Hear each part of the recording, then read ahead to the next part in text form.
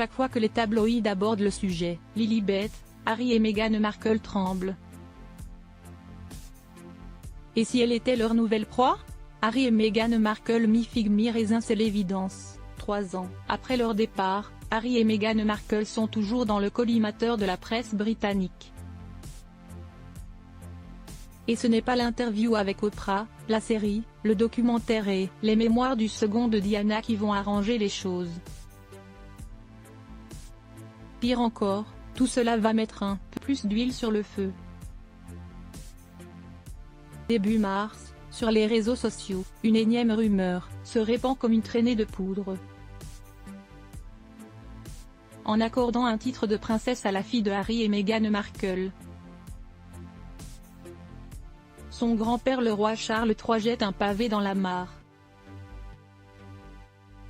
Tout ceci aurait eu lieu juste après le décès de la souveraine d'Élisabeth II. Lorsqu'elle a appris le choix du prénom, Objeko se souvient de l'émotion de cette dernière.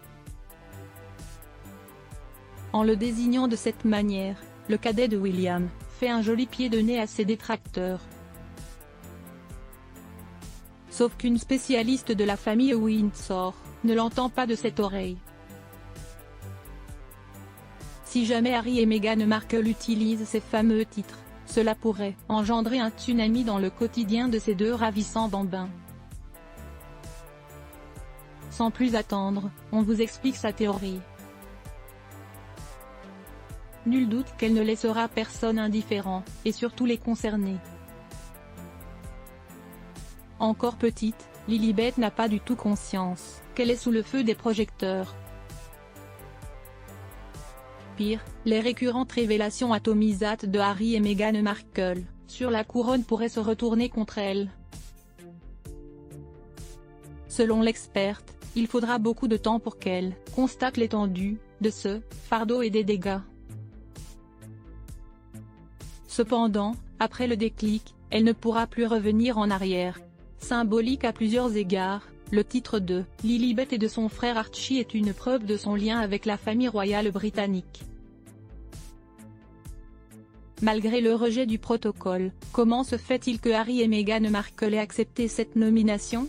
Est-ce le signe d'une volonté d'apaiser les esprits? Point d'interrogation de l'avis des journalistes spécialisés. Encore aujourd'hui, il est impossible de quantifier la cascade d'insultes proférées par le duo envers la partie adverse. Pas la peine d'avoir fait des études en sociologie pour comprendre qu'écrire un conte de fées, c'est l'objectif à atteindre de toutes les petites filles. Rêver à la vie de château, avoir un prince charmant à ses côtés, ne sont qu'un infime résumé de l'insouciance de l'enfance. Or, si jamais les camarades de Lilibet se rendent compte de la supercherie, cela pourrait entraîner de la jalousie et une pointe d'amertume. Affaire à suivre. On vous tient au courant dans le prochain numéro d'Objeko. Merci à nos confrères de Sky News.